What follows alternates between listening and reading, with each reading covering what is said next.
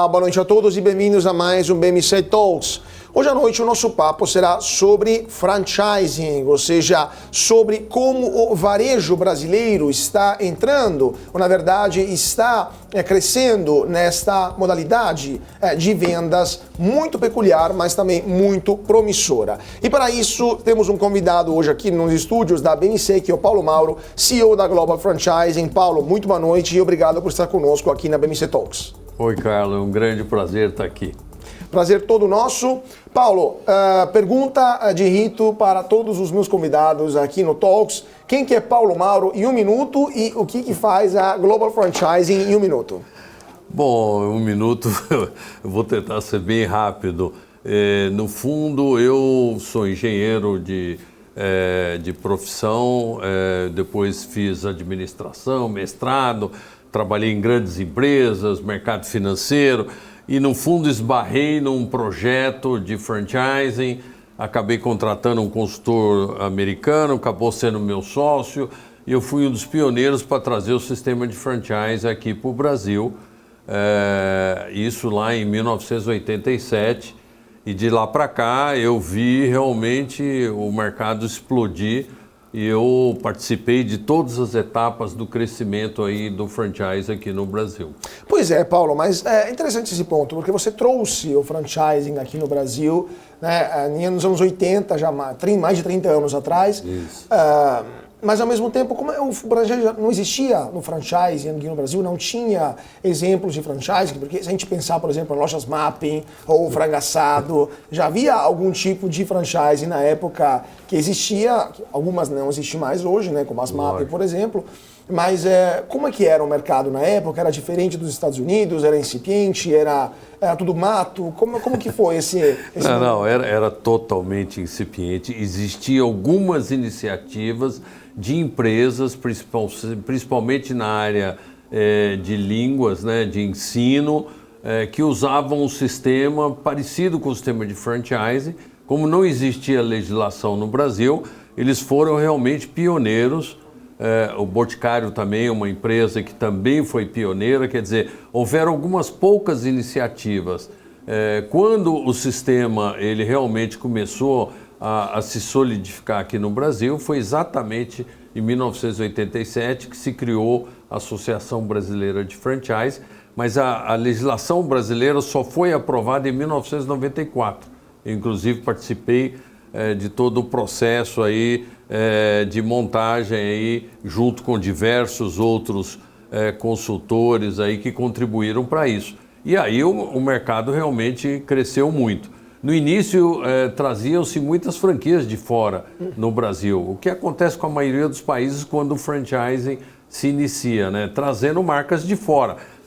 Depois os empresários brasileiros descobriram que o sistema de franchise era uma ferramenta espetacular para poder crescer e se expandir não só nacionalmente, como internacionalmente, como muitas marcas hoje no mundo.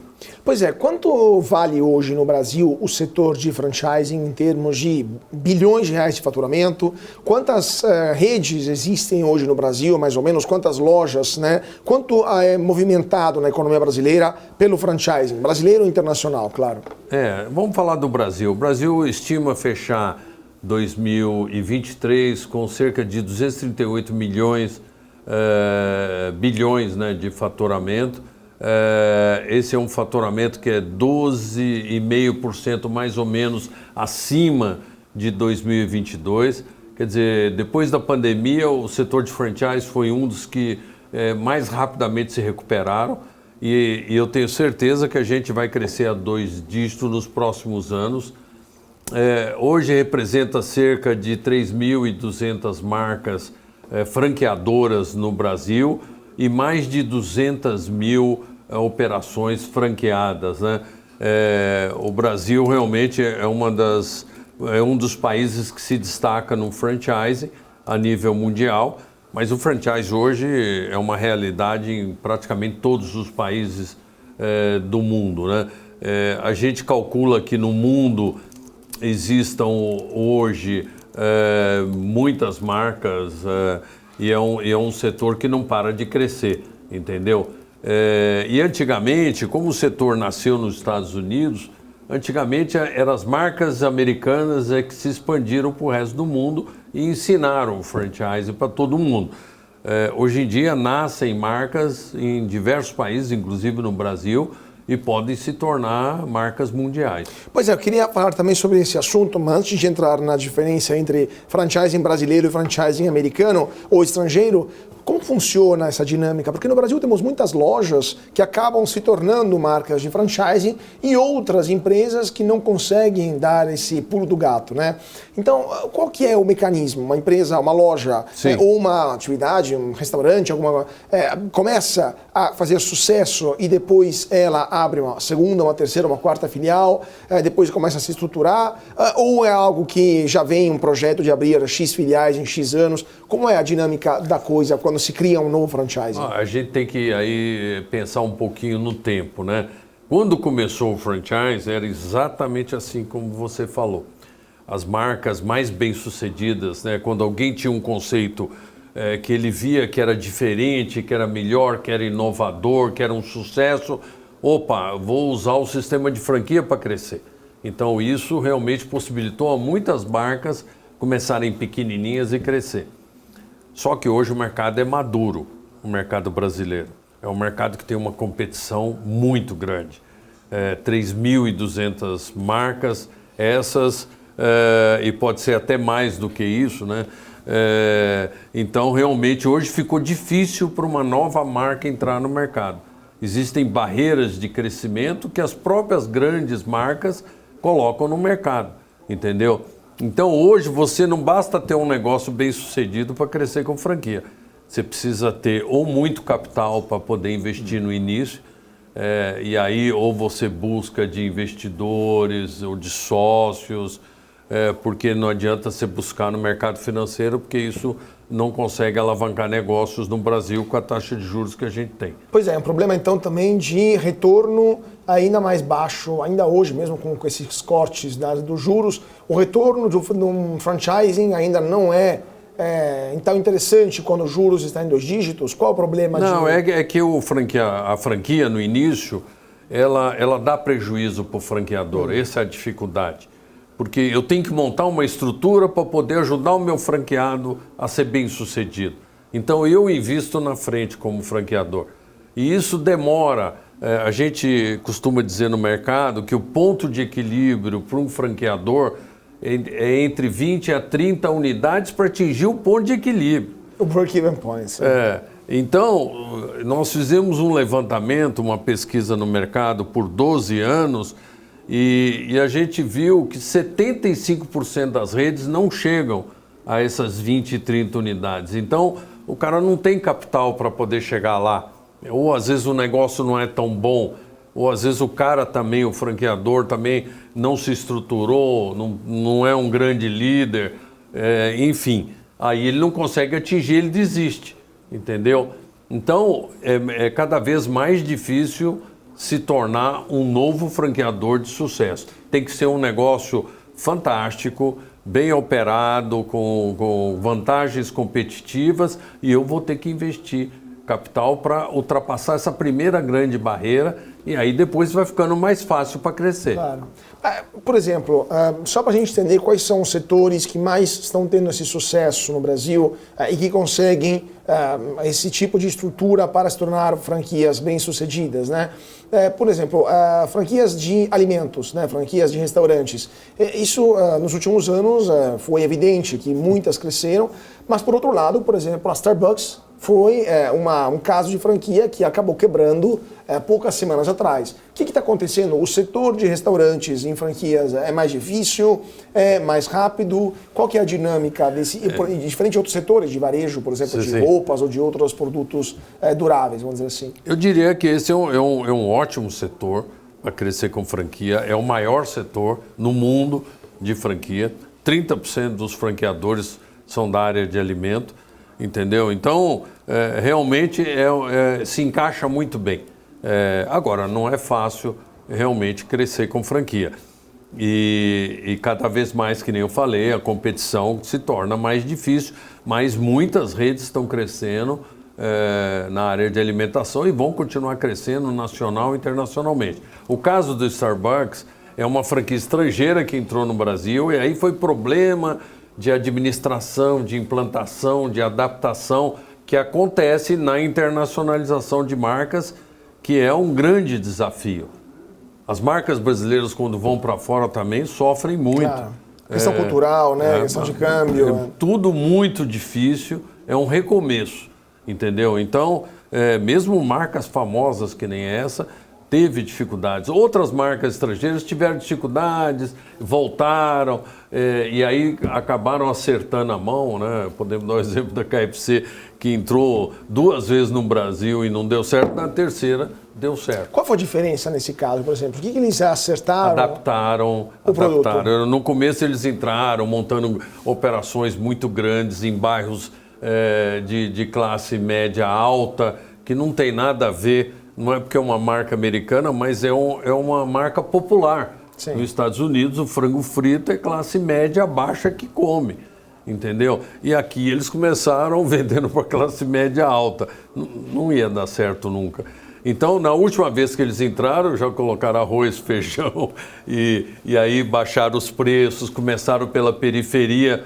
Aí hoje é um grande sucesso e tem outras marcas de frango frito também navegando. Esse sucesso, abre o caminho. Agora, você fez pensar também em um caso interessante, porque você no começo falou de franquias que nos anos 80 já existiam, de empresas de educação e de línguas especialmente, né?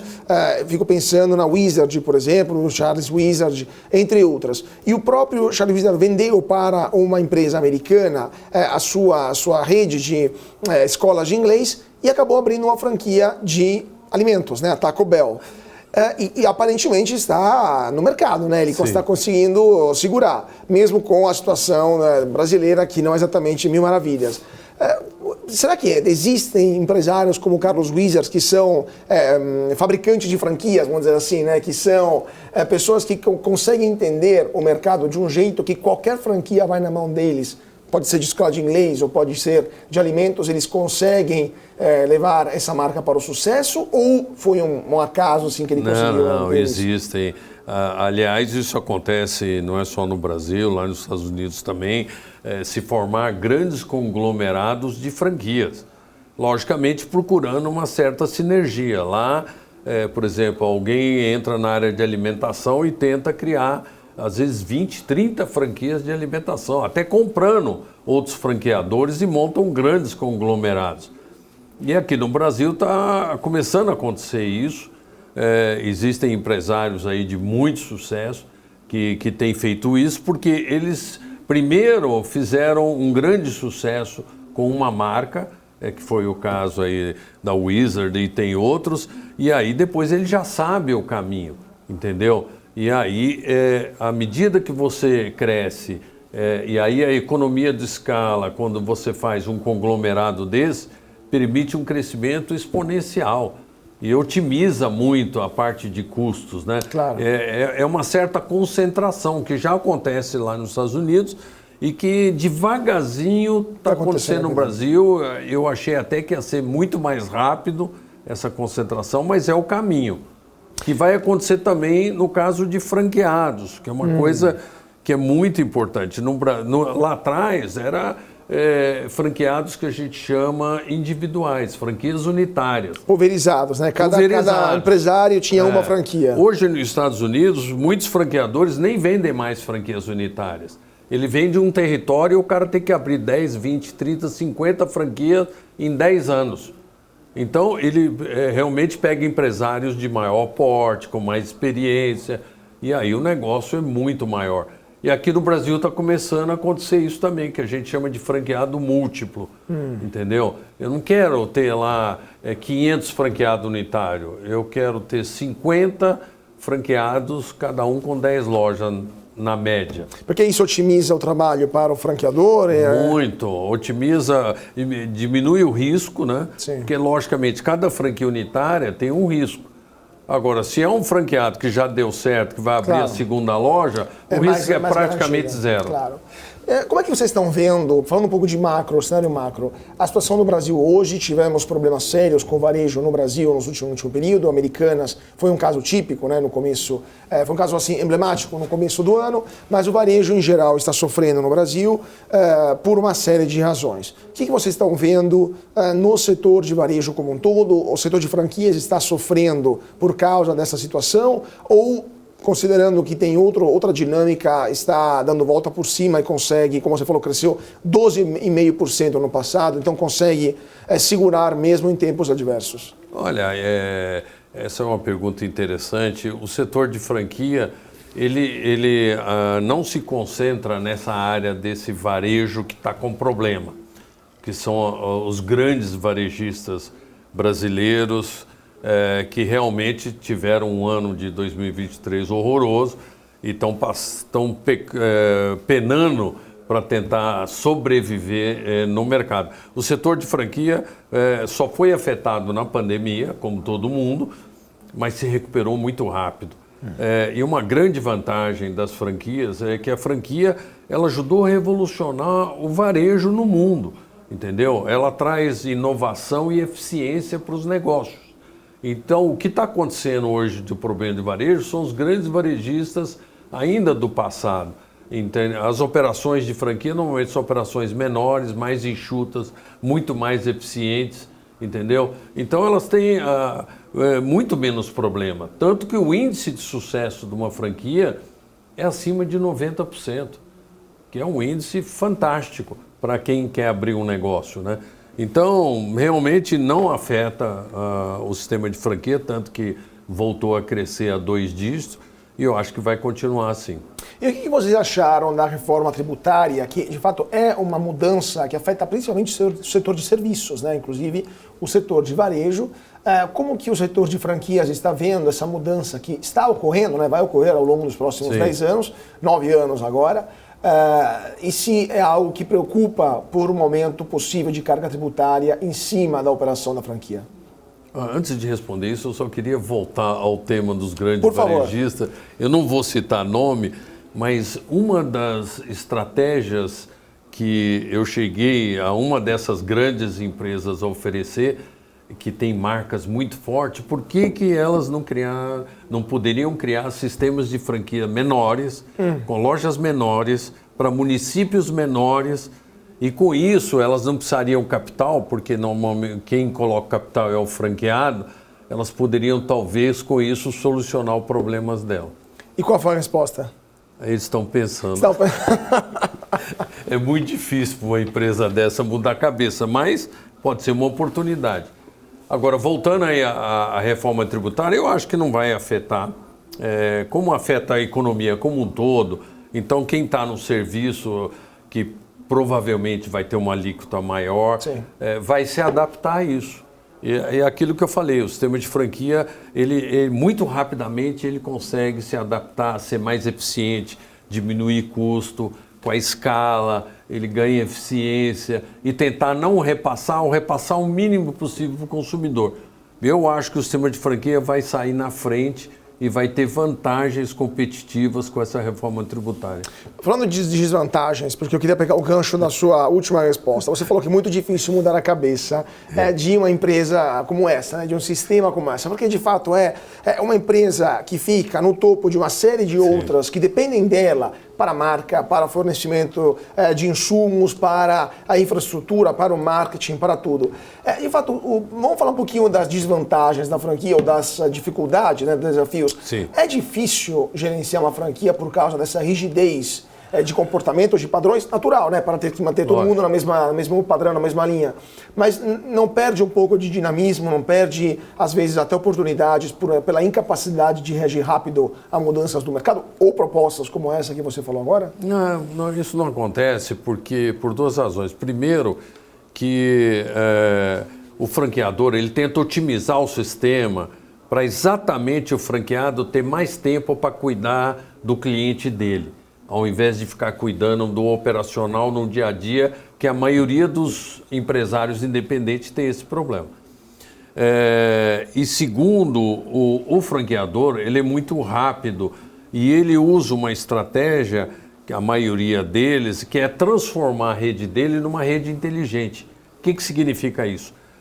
Você tem uma rede, você acompanha o resultado de todas as unidades e tem franqueados que tomam iniciativas e acabam tendo um desempenho melhor do que outros. O mais importante é o franqueador saber rapidamente o que aquele franqueado está fazendo para ter um resultado melhor. E eu tenho exemplos assim que são assim espetaculares de franqueados, não só no Brasil, mas lá fora também, que conseguiram aumentar assim exponencialmente o resultado seu. E o franqueador foi lá e trouxe isso para o resto da rede. Então teve um ganho de eficiência para toda... Total, é o que a gente chama de rede inteligente, que hoje com inteligência artificial e com o BI, isso se tornou muito fácil, entendeu? Então é um ganho de eficiência que vai se replicar. Claro.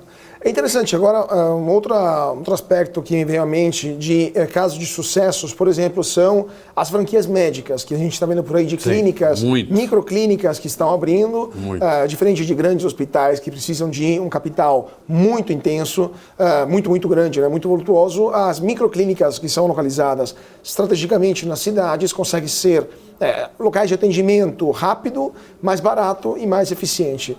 Ao mesmo tempo, tem problemas também de gestão, porque lá também tem questão de desperdício, organização, etc. Até de segurança, muitas vezes. Ou de gestão de médicos, né? Como que você vê esse setor específico de clínicas, muitas vezes populares, né? São microclínicas populares que estão cada vez, mas não somente populares, porque há também exemplos de grandes hospitais que estão atuando, criando ambulatórios menores, né? Em vários locais das grandes cidades. Como que você vê esse modelo e se você acha que é um modelo de franquias no futuro que poderia alcançar um sucesso interessante? Eu acho que é como qualquer setor, né? O setor de saúde e beleza é um dos tops no franchising. Depois de alimentação vem saúde e beleza. E eu acho que vai crescer porque as pessoas cada vez mais estão querendo cuidar da saúde, principalmente depois do Covid, né? E cuidar da beleza também. As pessoas estão vivendo mais, querem aparentar melhor essa vida mais longa. E isso aproveita melhor também. Então, isso aí é irreversível.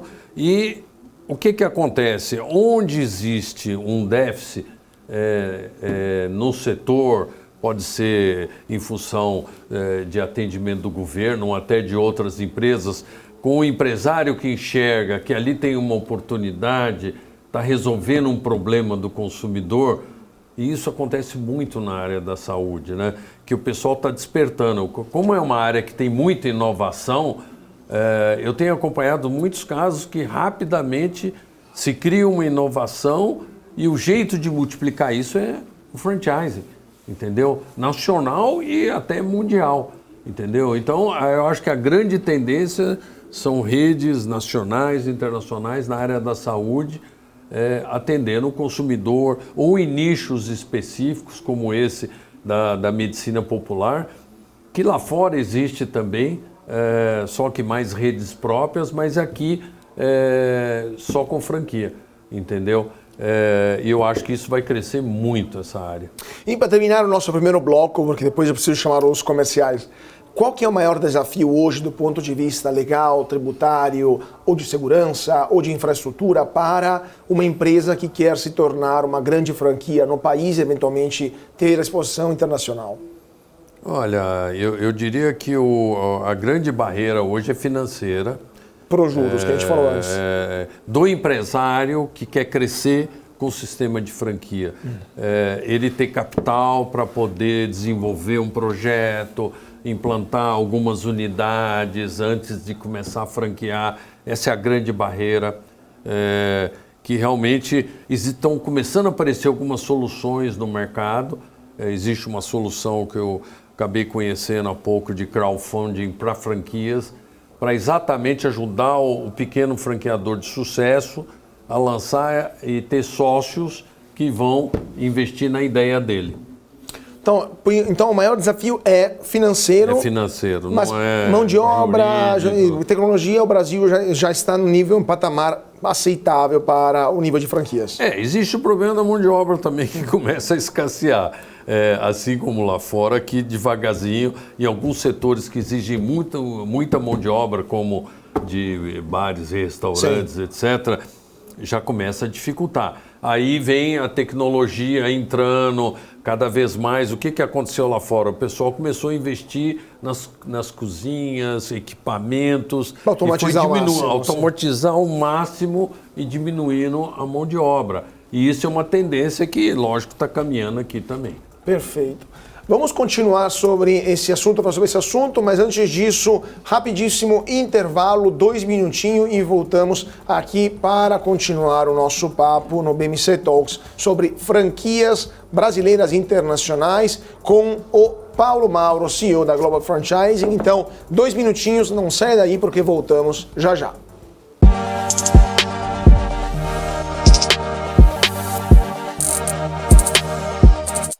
E de volta para o BMC Talks, hoje à noite o papo é sobre franquias, sobre franchising. Estamos aqui com o Paulo Mauro, CEO da Global Franchising.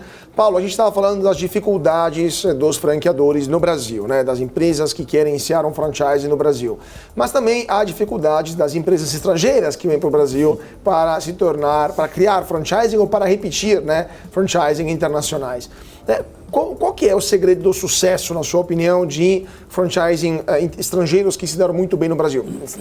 Tirando o McDonald's, que é um case à parte, né? Mas assim, a Zara, por exemplo, que é outro caso que aqui no Brasil é bastante sucesso, e inclusive se posicionando num patamar superior em termos de clientela ao patamar europeu, né? Na Europa é classe médio, médio-baixa, e aqui a Zara é classe médio ou até alta, né? Entre outros casos. Quais são os segredos dessas empresas que conseguiram no Brasil sucessos que muitas vezes nem lá fora foram tão estrondosos? Olha, o Brasil é um mercado muito grande,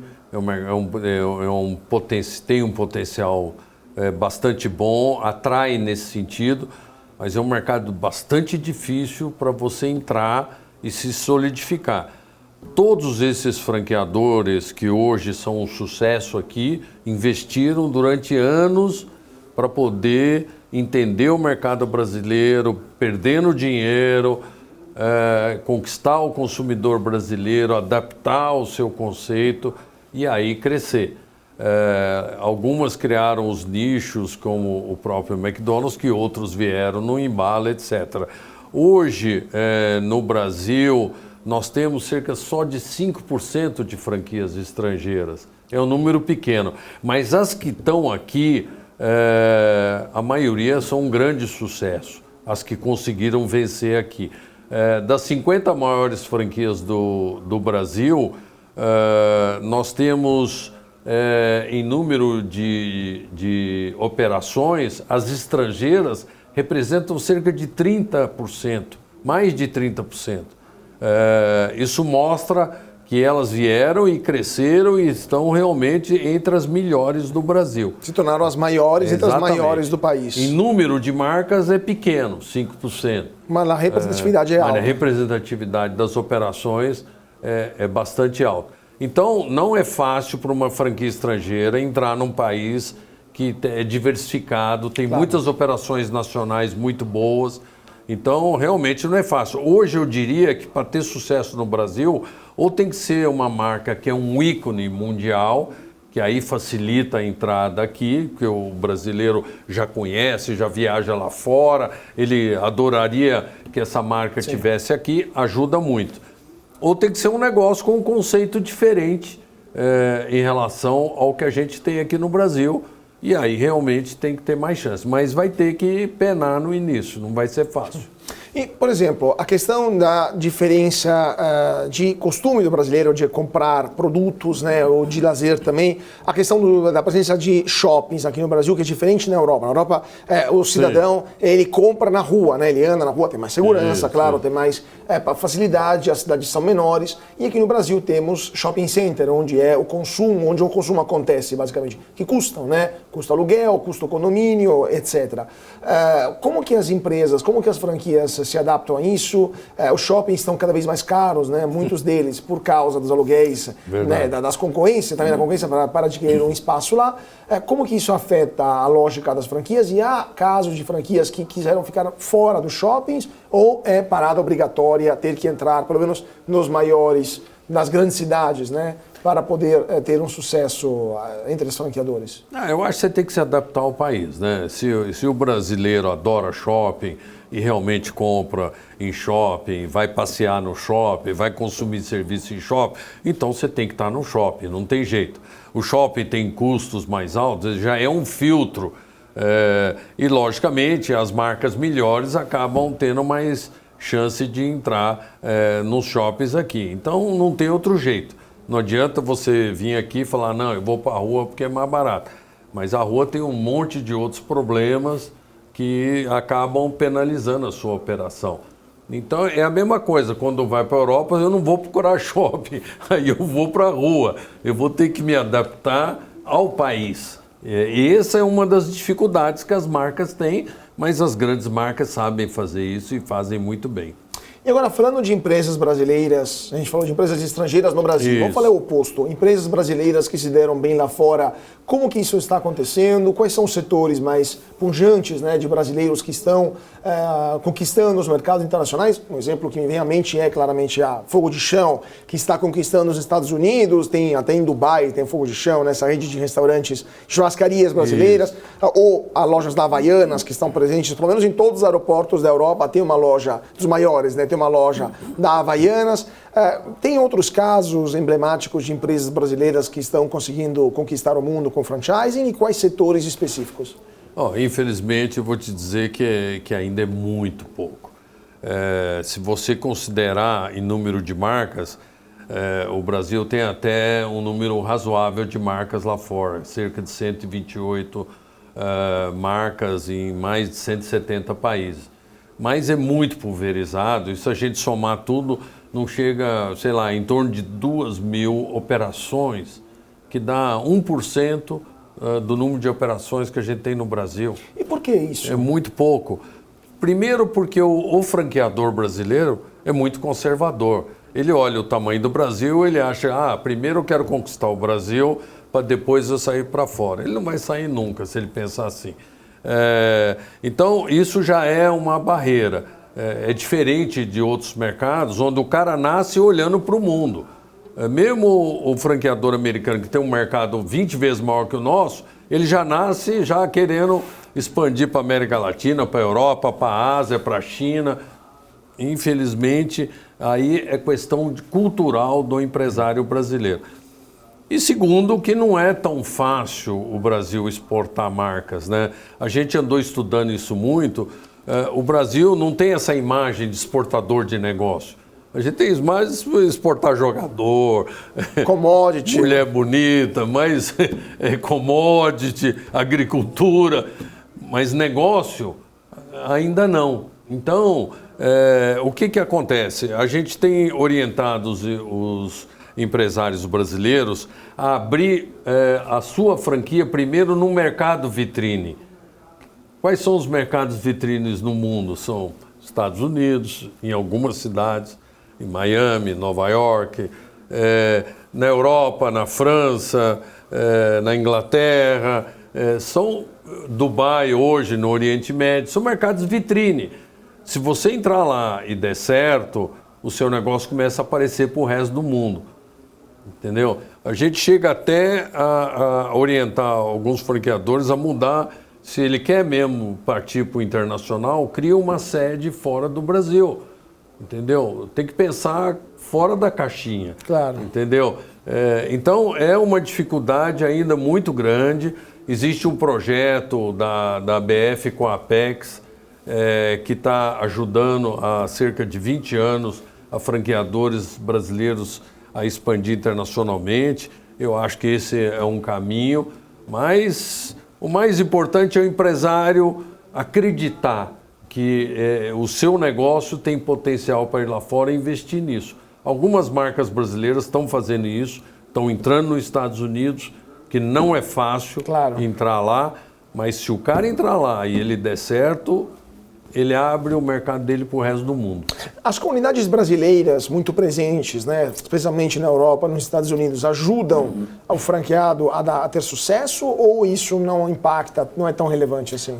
Pode ajudar um pouco no início, mas o cara, o empresário tem que ter a cabeça de vender para o americano e não para o brasileiro que está morando lá. Senão ele vai ficar lá vendendo naquele nicho lá. Claro. Então ele tem que entrar e adaptar o negócio dele para que o americano compra, para que o mexicano compra, o que não é fácil.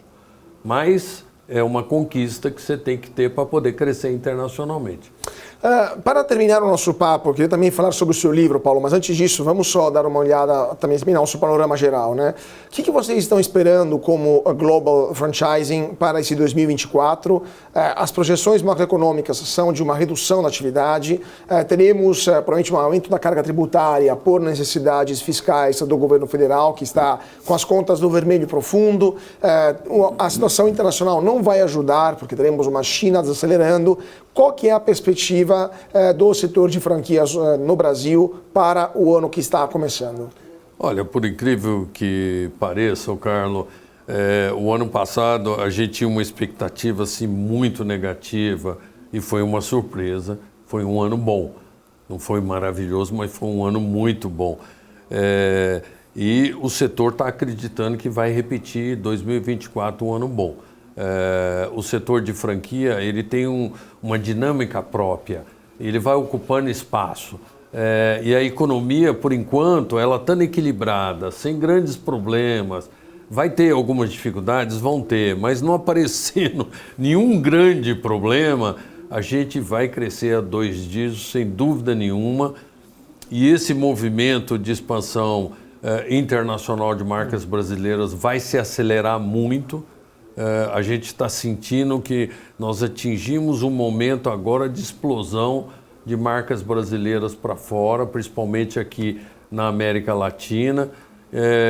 Existem oportunidades até que eram inesperadas, né? Mercados como a Índia, que hoje é um dos maiores mercados em crescimento no mundo, despertou um interesse muito grande por franquias brasileiras, porque eles estavam só trazendo franquia dos Estados Unidos, da Europa, e viram que o Brasil tem marcas excelentes, dá para negociar bem com essas marcas para levar para lá, e é um mercado monstruoso, entendeu? Então, eu estou muito otimista, eu acho que 2024 vai ser um ano fantástico. E quais setores você acha que serão na frente, né, nessa trajetória de crescimento? Alimentação, varejo, saúde, beleza? Quais serão as pontas da lança nesse 2024? Saúde e beleza, eu não tenho a menor dúvida que é um setor que vai crescer bastante esse ano, tanto no Brasil quanto fora. E depois a alimentação, que tem uma dinâmica própria, as pessoas estão cada vez mais comendo fora de casa ou pedindo a comida fora de casa, então são 2 setores que vão crescer bastante. Perfeito. Vamos falar um pouquinho do seu livro, Paulo, porque você escreveu um livro que é uma sorta de bíblia, né, sobre o franchising. É o franchising no futuro, inclusive você me presenteou o ano passado com esse livro, muito interessante. Vamos ver se a gente consegue mostrar o livro aqui para a nossa parte técnica, mostrar a capa do livro. O que você explica no livro, o futuro, o franchising do futuro e o futuro do franchising? Bom, como eu fui um dos pioneiros aí a trabalhar o sistema de franchise no Brasil, eu aprendi com os americanos, eu fui a mais de 20 convenções americanas de franchise, trouxe mais de 50 marcas americanas aqui para o Brasil. Então eu vi aquele modelo do franchise entrar e crescer no Brasil. Só que de 7 anos para cá está havendo uma grande revolução mundial, na área de varejo principalmente, com novas tecnologias, com um crescimento exponencial da internet, e tudo isso mexeu com o sistema de franquia, que é um sistema que veio de um modelo tradicional. E aí eu tomei uma decisão, eu já tinha escrito 2 outros livros de franchise, um para um franqueador, outro para o franqueado, e eu resolvi criar um livro pensando a nível mundial de como eu acho que seria o sistema de franquia daqui para frente, integrando toda essa tecnologia nova de varejo, com omnicanalidade, você não pode ter um canal exclusivo, você tem que ter diversos canais de atendimento ao consumidor, você tem que usar os canais digitais, as mídias sociais, você tem grandes revoluções acontecendo ao mesmo tempo e você tem que integrar isso junto com uma rede franqueada. E aí eu resolvi escrever esse livro mostrando o que teria que mudar no sistema de franchise para poder ele continuar tendo o sucesso que ele teve até hoje. E também na parte internacional, os modelos de expansão internacional mudaram bastante. Eu aprendi muito com isso e tenho trabalhado e continuo aprendendo no dia a dia. O livro está sendo um grande sucesso, já foi publicado na França, em francês, lançado na Feira de Paris, e vai ser agora publicado na Índia, em inglês, na Espanha, em espanhol, e alguns países aqui da América Latina também vão publicá-lo. Pois é, interessante esse ponto que você falou da mudança de padrões de consumo, né? Como que o e-commerce está afetando o franchising? Porque o conceito do franchising temos uma marca, vamos abrir várias lojas para difundir a presença, né, em vários locais, mas o e-commerce você não precisa mais das lojas. Então, você acha que no futuro teremos franchising sem lojas, sem franqueadores, só franqueado, ou seja, sem a necessidade de contratar sócios, né, para esse tipo de atividade, ou a parte física vai ser essencial em alguns setores, pelo menos? Não, eu acho que já se comprovou que a parte física vai continuar, ela vai mudar. Hoje se fala muito no digital, você unir o físico com o digital. E aí que o franqueador tem que ser rápido. E muitos tiveram dificuldade de criar essa adaptação exatamente. Eu já tenho a minha loja, como é que eu vou criar um e-commerce? Como é que o franqueado vai se sentir? Vai ter competição? Como é que eu posso envolvê-lo? Ele pode ser um hub para eu entregar o produto, enfim. Mas se acharam soluções que são fantásticas, que todo mundo vai ganhar. O importante é não perder de vista o consumidor. Quem decide é o consumidor. Se eu ficar olhando para o meu modelo, eu vou morrer. Eu tenho que olhar para o consumidor, o que ele quer, e aí eu adapto o meu modelo. Então eu não tenho a menor dúvida que o que está acontecendo com o varejo, a loja ela tem que se mudar, ela tem que ser muito mais atrativa, tem que tratar muito melhor o consumidor, ela tem que dar para o consumidor aquilo que ele não consegue no celular, porque senão ele vai comprar no celular. Para que ele precisa na loja? Pois é, e mesmo assim, tudo aquilo que você falou, aparentemente grandes varejistas brasileiras estão fazendo isso, né? Americanas também faziam isso, as lojas se tornaram hub de distribuição, você podia até pagar boleto, e você comprava na internet e pagava o boleto na loja da Americanas, né? E às vezes retirar o produto lá.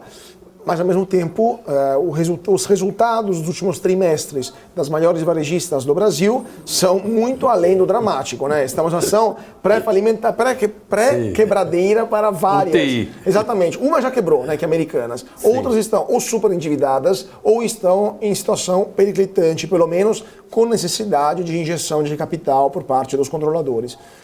O que você acha? O varejo brasileiro está numa crise terminal? Pelo menos o grande varejo, a linha branca, o varejo que precisa de um grande capital de giro, né, para sustentar essas grandes operações.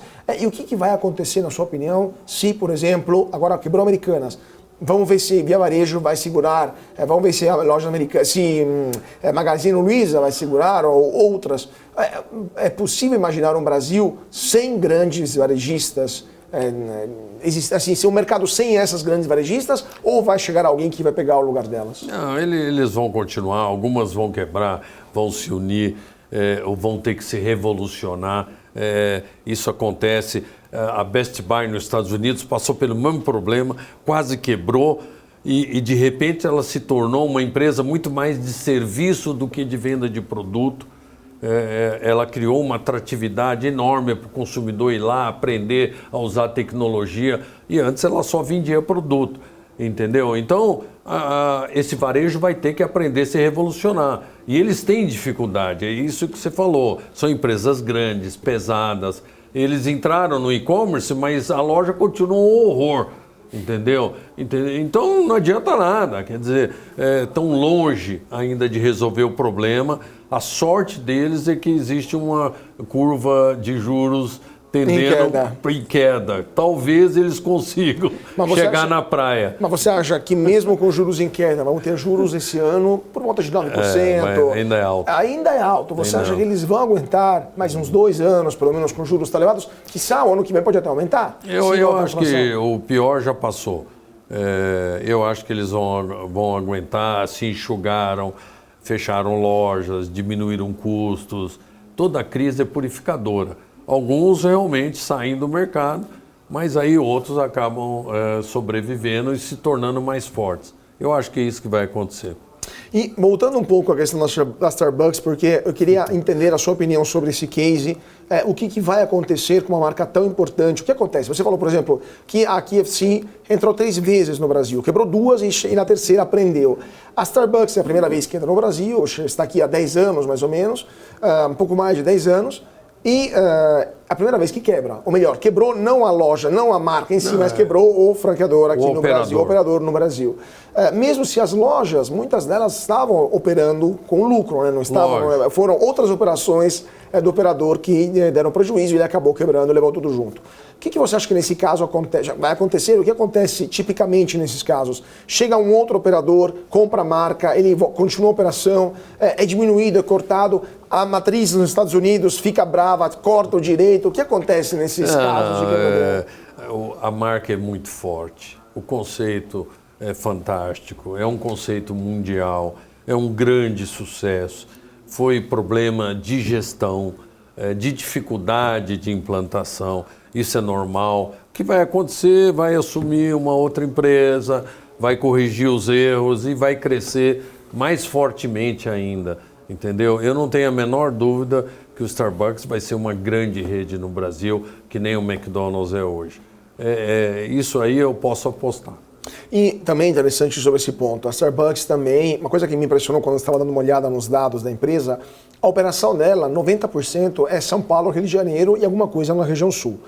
Que depois eu fui descobrir, não é algo incomum nas grandes franquias americanas, concentrar tudo no estado de São Paulo, no sudoeste ou no sul, né? Máximo chega até Minas Gerais, mas não vai além disso. Até o centro-oeste não é tão coberto assim pelas grandes marcas. Você acha que isso é algo que vai continuar por causa da diferença de renda no Brasil, segurança, né? As cidades mais violentas estão no Nordeste, ou pouca densidade de população, como é no Centro-Oeste. Então, as grandes marcas vão continuar se concentrando aqui no Sul e no Sudeste, ou você está vendo alguma mudança ocorrer? Não, vai ser assim mesmo. Outras marcas, vou te dar um exemplo também recente, a KFC tinha um operador para todo o Brasil, e ela rescindiu uma parte do Brasil, 3 regiões, que é exatamente Centro-Oeste, Norte e Nordeste, para dar para um outro operador, porque esse operador que estava aqui no Centro-Sul só conseguia crescer no Centro-Sul. Existe realmente uma dificuldade, os investimentos são altos para esse tipo de operação, então realmente o pessoal prefere aqui no Centro-Sul, que realmente o Brasil tem essas diferenças. E depois de crescer aqui é que o pessoal começa a ir lá principalmente para o Nordeste e para o Centro-Oeste. Então isso vai continuar acontecendo. E agora mudando um pouquinho de setor, uma das empresas também mais famosas de franchising é a Mailboxes, etc., ou outras empresas de logística que são muito presentes fora dos Estados Unidos, né, na Europa é muito comum isso, com várias lojas que além de enviar pacotes, receber, fazem também vários serviços, de papelaria muitas vezes, né? No Brasil isso está começando a ser presente, os Correios continuam sendo monopolistas, há uma legislação que favorece esse tipo de franquias ou ainda é algo incipiente? Olha, eu acho que vai crescer, principalmente por causa da logística, né? A logística se tornou fundamental e hoje realmente os Correios até evoluíram bastante, mas ainda é uma empresa estatal, então é uma empresa que tem dificuldades. Eu acho que tem grandes oportunidades aí para crescer empresas, que nem a Mailbox, etc., que hoje é uma empresa italiana. O Master da Itália comprou a marca para o resto do mundo, só fora os Estados Unidos.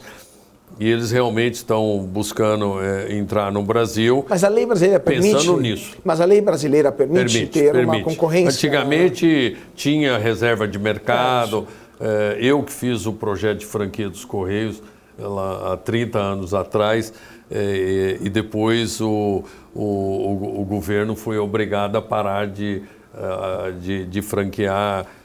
Houve uma discussão interna, e aí o governo parou de franquear, mas foi uma franquia de grande sucesso, chegou a vender 3.000 franquias muito rapidamente, né? E eu não tenho dúvida que se o Correio fosse privatizado, que nem era a ideia do governo anterior, ia crescer exponencialmente, porque o Brasil é um continente e a logística é fundamental num varejo moderno de hoje. Claro.